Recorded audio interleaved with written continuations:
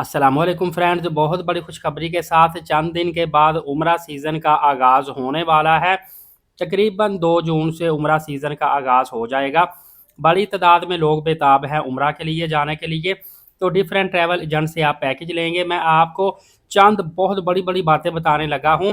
ख़ासकर बार-बार भी जा रहे हैं या फर्स्ट टाइम जा रहे हैं, आपने इन बातों का ख्याल रखना है ताकि आप उम्रा पैकेज आपको सस्ता मिले और आपको उम्रा पैकेज में किसी किस्म की दुश्वारी पेश ना आए। तो दोस्तों, जब भी आपने उम्रा पैकेज लेना है, आपने हमेशा कोशिश करनी है कि बड़े दफ्तर से उम्रा पैकेज लें, मतलब जो डायरेक्ट होता है। ज़्यादातर एयाटा ऑफिस डायरेक्ट होते हैं, मतलब कि एयाटा ऑफिस एक लाइसेंस होता है बड़ा। आपने कोशिश करनी है इन दफातर से आपने उम्रा पैकेज लेना है, जिनके पास नंबर एक तो जब भी वो आपको टिकट देंगे, आपने कंफर्म कर लेना है या ऑनलाइन वेबसाइट से भी चेक कर लें कि आपका टिकट कंफर्म हो चुका है या टेम्परेरी बुकिंग है। और कोशिश करें रिफंडेबल टिकट लें। अगर ग्रुप के साथ जाएंगे फिर हो सकता है नॉन रिफंडेबल टिकट भी हो, उसका मसला नहीं होता।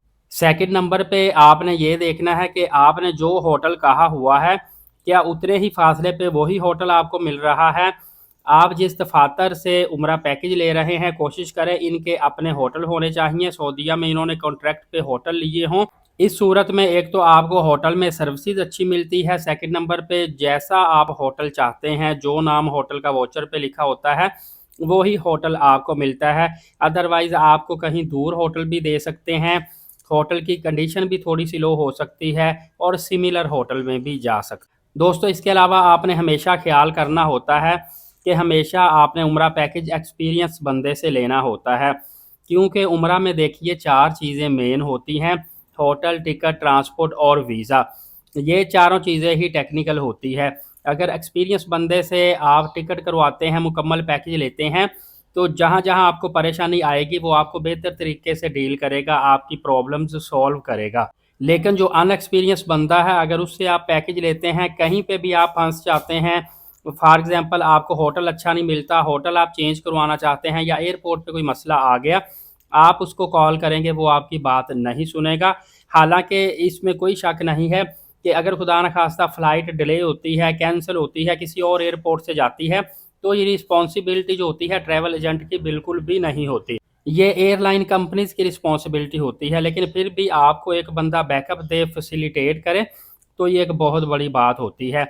इसी तरह जब भी आपने उम्रा पैकेज लेना है, कोशिश करनी है कि 3-4 ट्रैवल एजेंटों से आप उम्रा पैकेज कंपेयर करके, टैली करके फिर लें।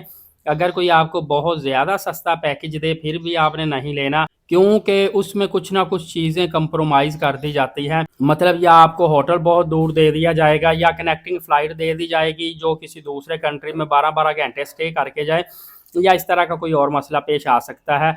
और बाज़ औक़ात आपने एक और चीज़ का ख़्याल करना है कि हम लोग चंद पैसे, देखिए पैकेज बहुत महंगा ले लेते हैं, एयरलाइन सऊदी महंगी करवा लेते हैं। सिर्फ होटल बुकिंग में हम 5-7 हज़ार रुपये बचाने की खातिर होटल काफ़ी दूर ले लेते हैं जी, वहाँ से हमें शटल बस से मुफ्त में लेके हरम तक आया जाया करेंगी। लेकिन वो 7-8 हज़ार रुपये बचाने के चक्कर में हमारा डबल नुकसान होता है। एक तो ये है कि हमें बाज़ औक़ात शटल बस अगर 1 या 2 दिन बाद भी एक मरतबा भी मिस हो जाती है, तो या हमारी नमाज रहती है, तो या हमें प्राइवेट टैक्सी करवा के आना जाना पड़ता है, और अगर हम पैदल आए जाएँ तो वो हमें काफ़ी ज़्यादा सफ़र पड़ता है।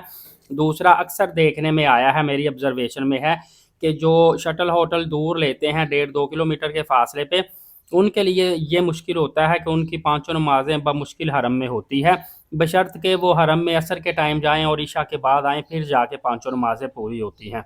इन शॉर्ट अगर आपको बताऊँ तो एक एवरेज आप 500-600 मीटर फ़ासला जो है, ये बिल्कुल करीब वॉकिंग डिस्टेंस फ़ासला बनता है, और 7-8 मिनट में आप हरम तक चले जाते हैं। यहाँ पे आप होटल बुक करवा लें, आपको होटल थोड़ा-सा एक्सपेंसिव मिलेगा, लेकिन देखिए आप अगर 2.5 लाख रुपए लगा के उम्रा करने के लिए आए हैं, तो फिर आप 10,000 ज़्यादा होटल बुकिंग का भी लगा लें, ताकि आप अच्छे तरीके से इबादत भी कर सकें, आपको चलने-फिरने में दुश्वारी पेश ना आए। ये छोटी-छोटी और बेशुमार चीज़ें, इनका आपने ख़्याल रखना है। मैं वीडियो ज़्यादा लंबी नहीं करना चाहता, लेकिन आपको अपडेट देता रहूँगा। अलीट साकिब यूट्यूब चैनल को सब्सक्राइब करें, दूसरों की रहनुमाई के लिए वीडियो ज़्यादा से ज़्यादा शेयर करें, इसमें आपके लिए भी नेकी होगी और दूसरे लोगों का भी भला होगा। नमाज़ कायम करें, नबी पाक सल्लल्लाहु अलैहि वसल्लम पे रोज़ाना कसरत से दुरूद पाक भेजा करें और कुरान पाक की तिलावत करते रहा करें। शुक्रिया, जज़ाकल्लाह।